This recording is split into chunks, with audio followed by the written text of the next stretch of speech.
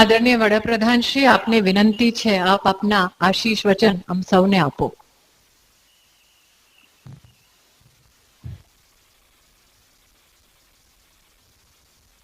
नमस्कार.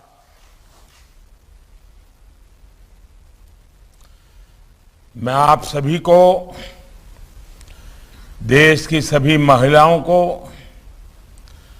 अंतर्राष्ट्रीय महिला दिवस की अनेक अनेक शुभकामनाएं देता हूं. इस अवसर पर देश की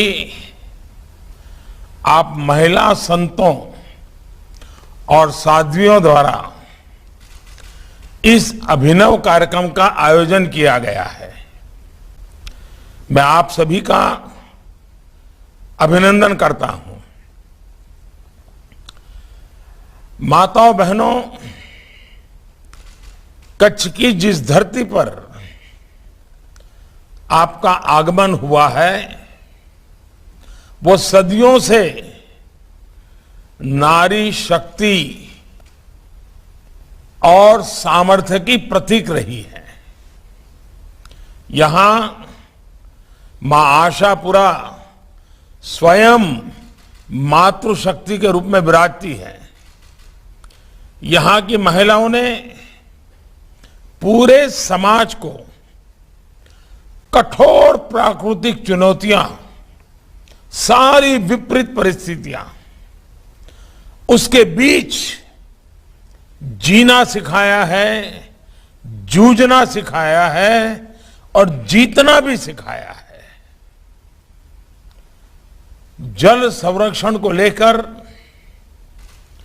कच्छ की महिलाओं ने जो भूमिका निभाई, पानी समिति बनाकर जो कार्य किया, उसे अंतर्राष्ट्रीय संस्थाओं ने भी सम्मानित किया है. कच्छ की महिलाओं ने अपने अथक परिश्रम से कच्छ की सभ्यता, संस्कृति को भी जीवंत रखा है. कच्छ के रंग, विशेष रूप से यहां का हैंडक्राफ्ट,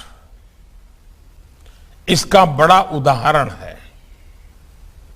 ये कलाएं और ये कौशल अब तो पूरी दुनिया में अपनी एक अलग पहचान बना रहा है. आप इस समय भारत की पश्चिमी सीमा के आखिरी गांव में है, यानी गुजरात का हिंदुस्तान की सीमा के आखिरी गांव है.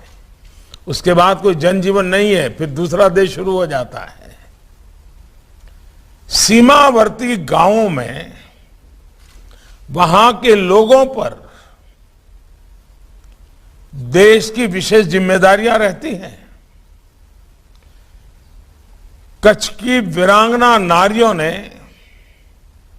हमेशा इस दायित्व का भी बखूबी निर्वहन किया है.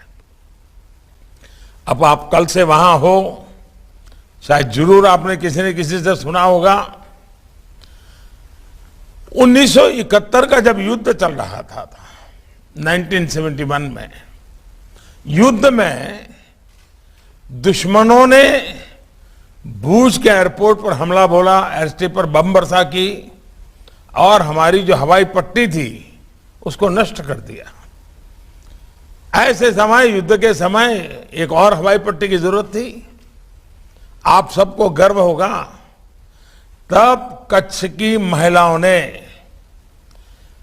अपने जीवन की परवाह न करके रातों रात एयरस्ट्रिप बनाने का काम किया और भारत की सेना की लड़ाई के लिए सुविधा बनाई थी. इतिहास की बड़ी महत्वपूर्ण घटना है. उसमें से कई माताएं बहनें आज भी हमारे साथ, अगर आप जानकारी लोगे तो उनकी आयु बहुत ज्यादा हो गई, लेकिन फिर भी मुझे भी उनसे कभी बार मिलकर के बातें करने का मौका मिला है. देखिए, महिलाओं के ऐसे असाधारण साहस और सामर्थ्य की इस धरती से हमारी मातृशक्ति आज समाज के लिए एक सेवा यज्ञ शुरू कर रही है। माताओं बहनों, हमारे वेदों ने महिलाओं का आह्वान पुरंदी ही योषा ऐसे मंत्रों से किया है। यानी महिलाएं अपने नगर, अपने समाज की जिम्मेदारी संभालने में समर्थ हो, महिलाएं देश को नेतृत्व दें। नारी नीति, निष्ठा, निर्णय शक्ति और नेतृत्व की प्रतिबिंब होती है, उसका प्रतिनिधित्व करती है। इसलिए हमारे वेदों ने, हमारी परंपरा ने ये आह्वान किया है कि नारी सक्षम हो, समर्थ हो और राष्ट्र को दिशा दे। हम लोगों एक बात कभी कभी बोलते हैं, नारी तू नारायणी। लेकिन और भी एक बात हमने सुनी होगी, बड़ा ध्यान से सुनने जैसा है।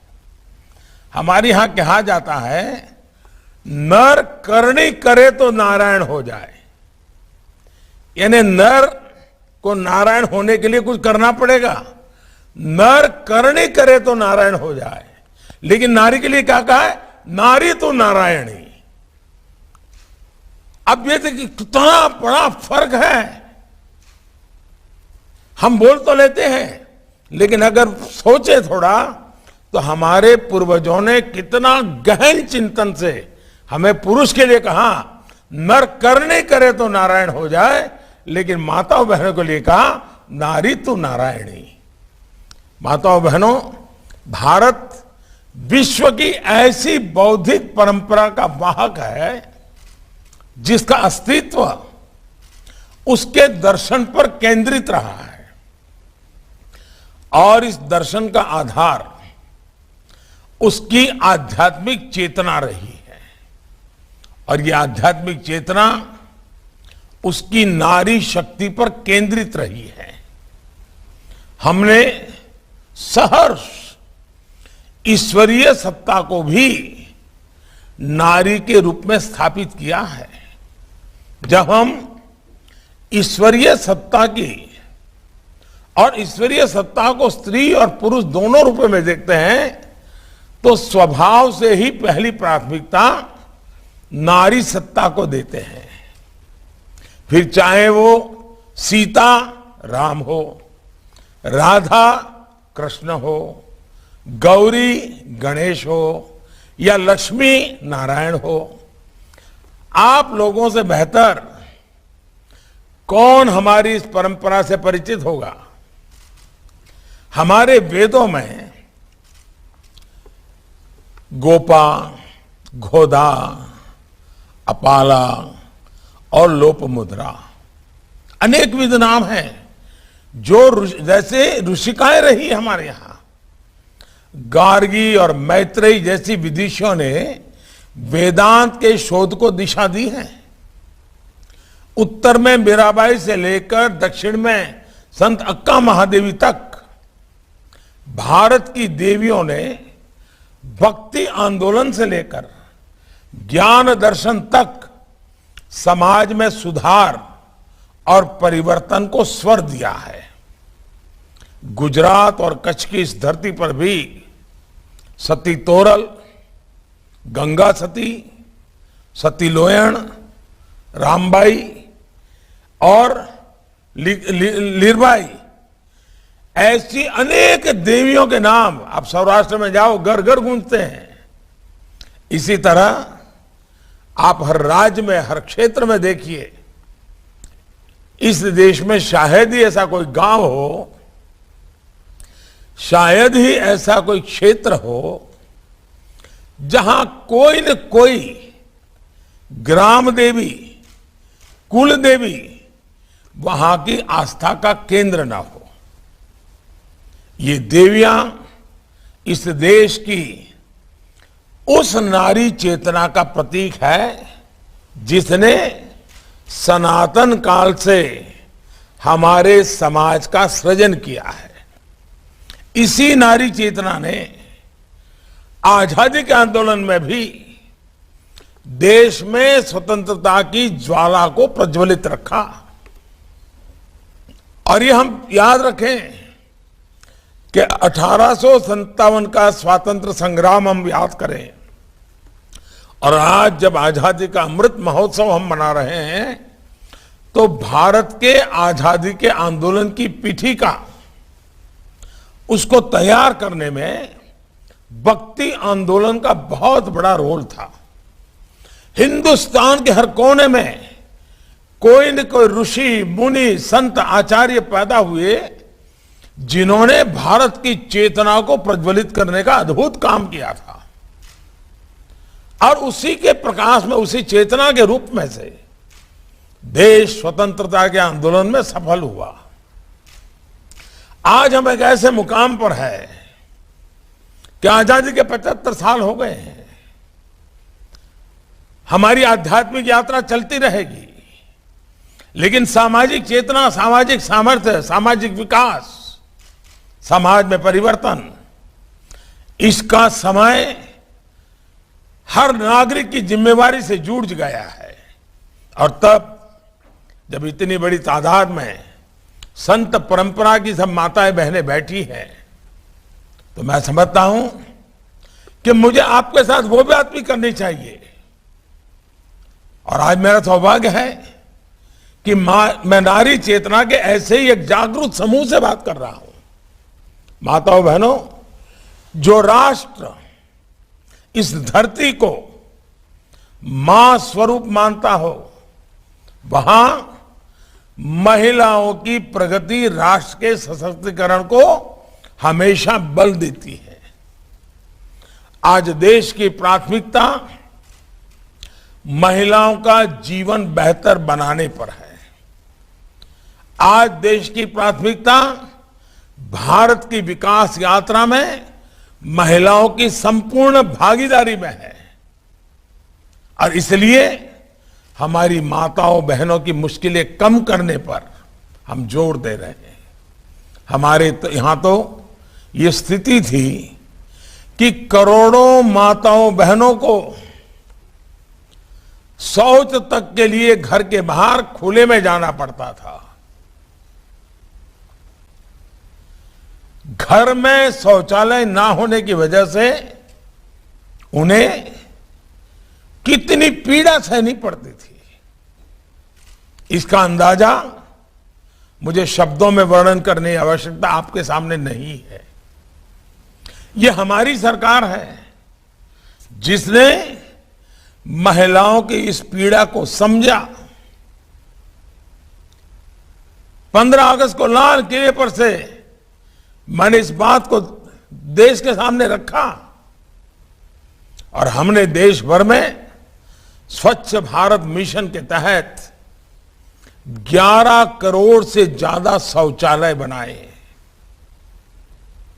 अब बहुत लोगों को लगता होगा ये कोई काम है क्या, लेकिन अगर नहीं है तो ऐसा काम भी पहले कोई नहीं कर पाया था। आप सबने देखा है कि गांवों में माताओं बहनों को लकड़ी और गोबर से चूल्हे पर खाना बनाना पड़ता है। धुएं की तकलीफ को महिलाओं की नियति मान लिया गया था। इस तकलीफ से मुक्ति दिलाने के लिए ही देश ने 9 करोड़ से ज्यादा उज्ज्वला गैस उन्हें दिए, उन्हें धुएं से आजादी दिलाई। पहले महिलाओं के, खासकर गरीब महिलाओं के बैंक खाते भी नहीं होते थे। इस कारण उनकी आर्थिक शक्ति कमजोर रहती थी। हमारी सरकार ने 23 करोड़ महिलाओं को जन धन खाताओं के जरिए बैंक से जोड़ा है। वरना पहले मैं मालूम था कि किचन में, रसोड़े में अगर गेहूं का डिब्बा है तो महिला उसमें पैसे रख कर रखती थी, चावल का डिब्बा है तो नीचे दबा करके रखती थी। आज हमने व्यवस्था की है कि हमारी माताएं बहनें पैसे बैंक में जमा करें। आज गांव-गांव में महिलाएं सेल्फ हेल्प ग्रुप्स बनाकर छोटे उद्योगों के जरिए ग्रामीण अर्थव्यवस्था को गति दे रही हैं। महिलाओं के पास कौशल की कोई कमी नहीं है, लेकिन अब वही कौशल उनका और उनके परिवार की ताकत बढ़ा रहा है। हमारी बहनें बेटियां आगे बढ़ सके, हमारी बेटियां अपने सपने पूरे कर सके, अपनी इच्छा के अनुसार अपना कुछ काम कर सके, इसके लिए सरकार अनेक माध्यमों से उन्हें आर्थिक मदद भी दे रही है। आज स्टैंड अप इंडिया के तहत 80% से भी ज्यादा 80% से भी ज्यादा लोन हमारी माताओं बहनों के नाम पर है। मुद्रा योजना के तहत करीब 70% लोन हमारी बहनों बेटियों को दिए गए हैं और ये हजारों करोड़ रुपए का मामला है।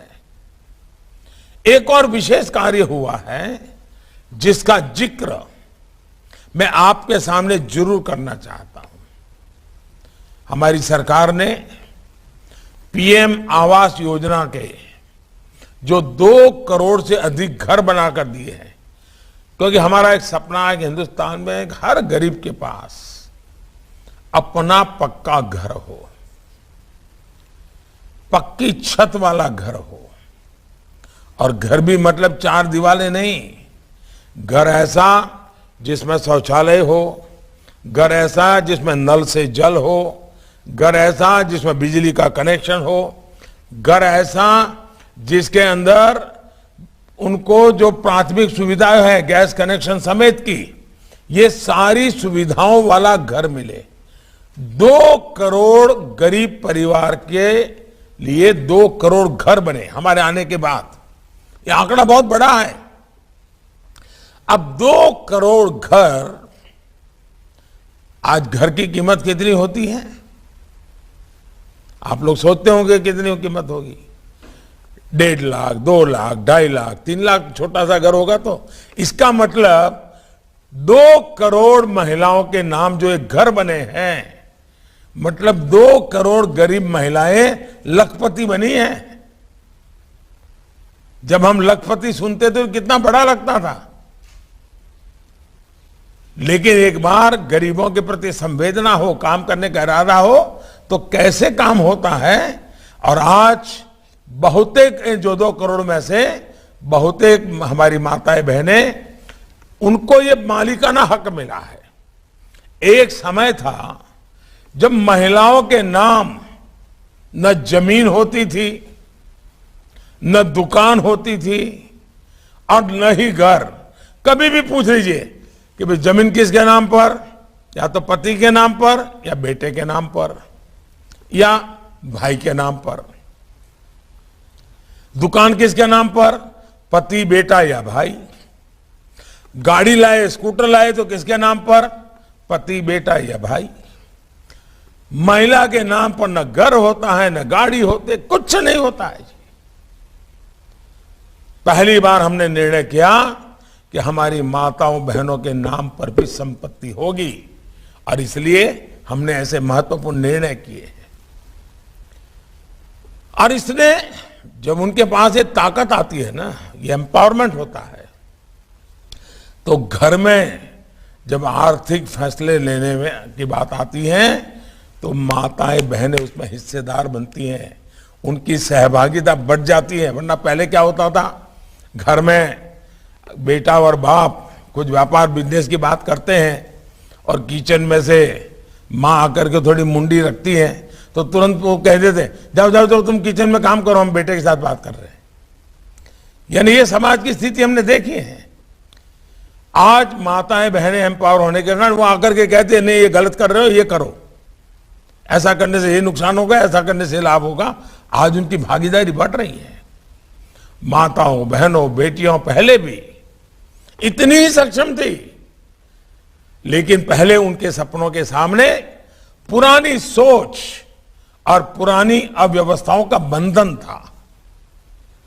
बेटियां कुछ काम करती थी, नौकरी करती थी, तो कई बार उन्हें मातृत्व के समय नौकरी छोड़नी पड़ती थी। अब उस समय उसको जब सबसे ज्यादा जरूरत हो, पैसों की भी जरूरत हो, बाकी सहायता की जरूरत, उसी समय नौकरी छोड़नी पड़े, तो उसके पेट में जो बच्चा है उस पर उसका प्रभाव होता है।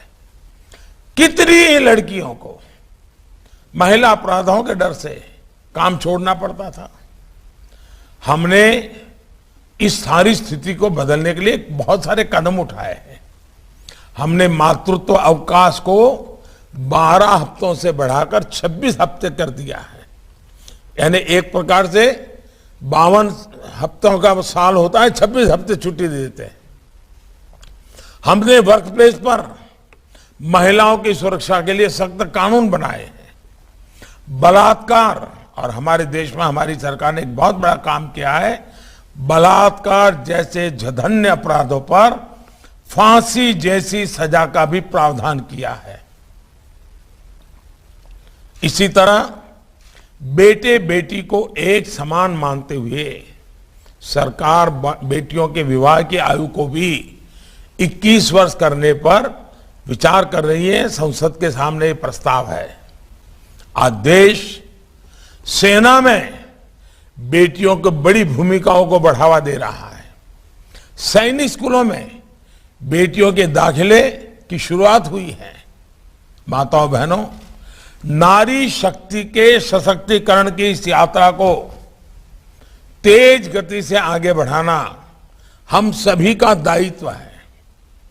आप सभी का मुझ पर इतना स्नेह रहा है, आपके इतने आशीर्वाद रहे हैं, आपके बीच में ही मैं पला बड़ा हूं, आपके बीच से ही निकला हुआ हूं, और इसलिए आज मन करता है कि मैं आपसे कुछ आग्रह करूं। कुछ बातों के लिए मैं आपको कहूं कि आप भी कुछ मेरा मदद कीजिए।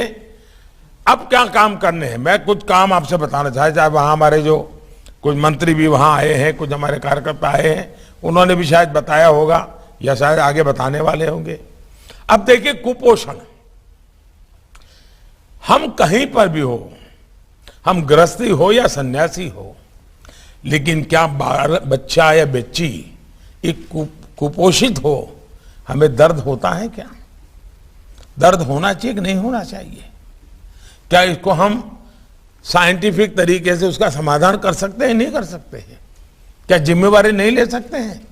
और इसलिए मैं कहूंगा, कुपोषण के खिलाफ देश में जो अभियान चल रहा है उसमें आप बहुत बड़ी मदद कर सकती है। ऐसे ही बेटी बचाओ बेटी पढ़ाओ अभियान में भी आपकी बड़ी भूमिका है। बेटियां ज्यादा से ज्यादा संख्या में न केवल स्कूल जाएं बल्कि पढ़ाई भी पूरी करें। इसके लिए आप लोगों को लगातार उनसे बात करनी चाहिए। आपने भी कभी बच्चियों से बुला करके उनसे बातें करनी चाहिए। आपके मठ में, मंदिर में, जहां भी, उनको प्रेरित करना चाहिए। अब सरकार एक अभियान शुरू करने जा रही है जिसमें बेटियों के स्कूल प्रवेश का उत्सव मनाया जाएगा।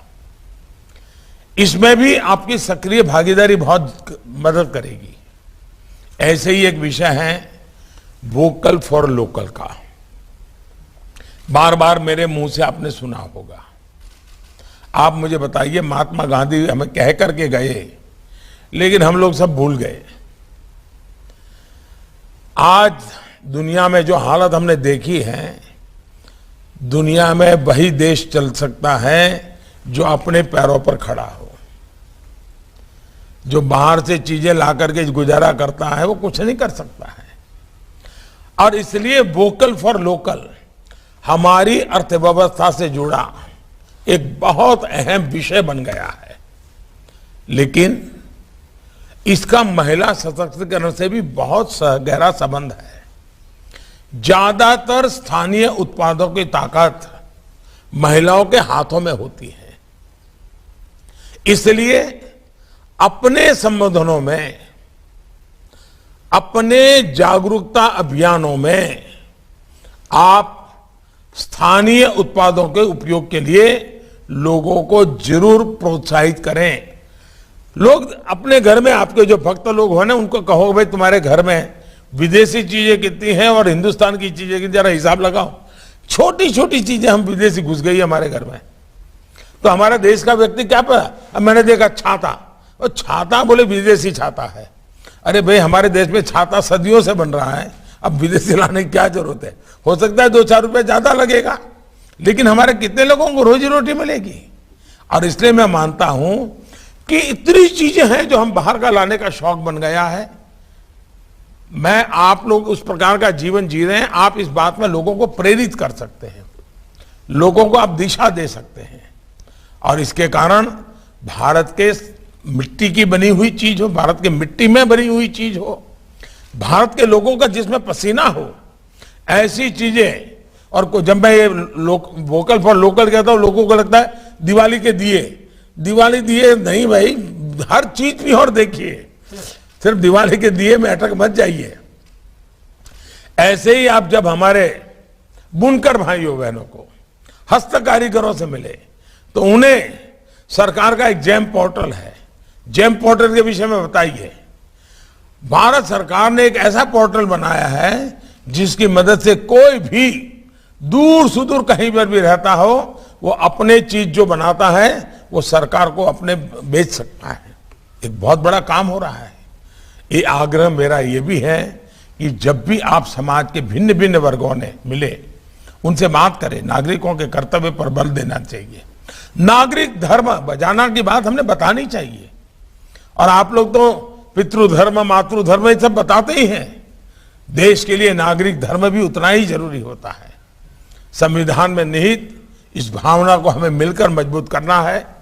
इसी भावना को मजबूत करते हुए हम नए भारत के निर्माण के लक्ष्य को प्राप्त कर पाएंगे। मुझे पूरा भरोसा है कि देश को आध्यात्मिक और सामाजिक नेतृत्व देते हुए आप हर जन को राष्ट्र निर्माण की इस यात्रा में जोड़ेंगे। आपके आशीर्वाद और मार्गदर्शन से हम नए भारत का सपना जल्द ही साकार कर पाएंगे। और फिर आप लोगों ने देखा है हिंदुस्तान के आखिरी गांव कैसा नजारा, उसका आपको बड़ा आनंद देता होगा। शायद आप में से कुछ लोग सफेद रण को देखने गए होंगे, कुछ लोग शायद आज जाने वाले होंगे। उसका अपना एक सौंदर्य ही है और उसमें एक आध्यात्मिक अनुभूति भी कर सकते हैं। कुछ पल अकेले थोड़े दूर जाकर के बैठेंगे तो एक नई चेतना का अनुभव करेंगे। क्योंकि मेरे लिए किसी जमाने में जगह का बड़ा दूसरा उपयोग होता था, तो मैं लंबे अरसे तक इस मिट्टी से जुड़ा हुआ इंसान हूं। और आप जब वहां आए हैं तो आप जरूर देखिए कि उसका अपना एक विशेष अनुभव होता है। उस अनुभव को आप प्राप्त कीजिए।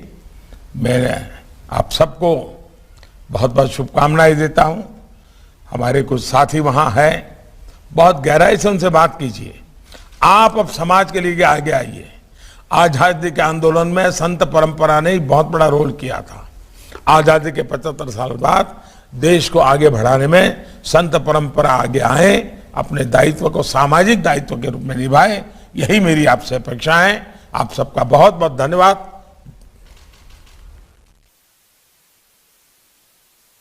जी एक्सप्रेस न्यूज चैनल को सब्सक्राइब करना ना भूलें। ताज़ा अपडेट पाने के लिए बेल आइकन पर क्लिक जरूर करें। हर न्यूज को लाइक करें।